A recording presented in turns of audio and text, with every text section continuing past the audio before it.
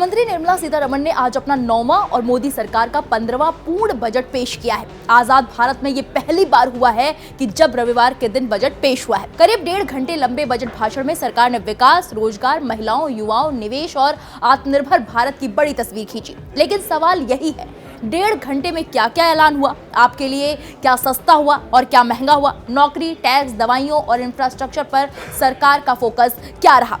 आइए पूरे बजट को आसान भाषा में आपको समझाते हैं। बजट 2026 का फोकस 3 बड़े शब्दों पर टिका है, ग्रोथ, जॉब्स और इंक्लूजन।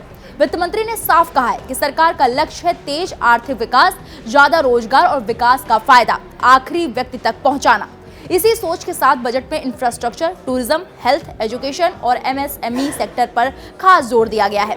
अब बात उस हिस्से की जो सीधे आपकी जेब से जुड़ा हुआ है। क्या सस्ता हुआ है और क्या महंगा हुआ है। कैंसर और डायबिटीज की दवाएं सस्ती हुई हैं, 7 दुर्लभ बीमारियों की दवाएं सस्ती हुई हैं, सोलर एनर्जी से जुड़े उपकरण भी सस्ते हुए हैं, साथ ही साथ जूते, बैटरी और माइक्रोवेव ओवन ये भी सस्ते हुए हैं। चमड़ा और कपड़ा निर्यात, रक्षा क्षेत्र में कई आयातों पर कस्टम ड्यूटी में छूट मिली है।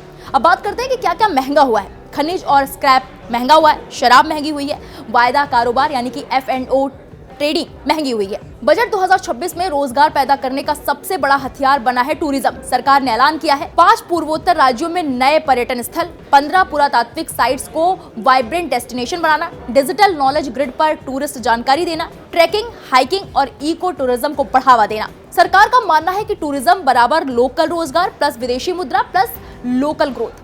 बजट में गर्ल्स एजुकेशन को बड़ी प्राथमिकता दी गई है। वित्त मंत्री ने ऐलान किया है कि हर जिले में एक गर्ल्स हॉस्टल बनेगा। STM और रिसर्च पढ़ने वाली छात्राओं को सहूलियत मिलेगी। 15,000 स्कूलों में कंटेंट लैब, लखपति दीदी योजना का विस्तार, महिला SHG के लिए एंटरप्रेन्योर मार्ट। सरकार का दावा है कि महिलाएं सिर्फ लाभार्थी नहीं, अब एंटरप्राइज ओनर बनेंगी।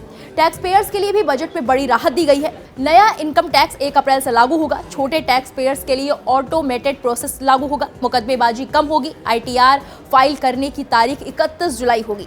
संशोधित रिटर्न अब 31 मार्च तक होगा। वहीं निवेश के लिए कॉर्पोरेटेड बॉन्ड और म्यूनिसिपल बॉन्ड को बढ़ावा। विदेशी कंपनियों को क्लाउड सेवाओं पर 2047 तक टैक्स हॉलिडे।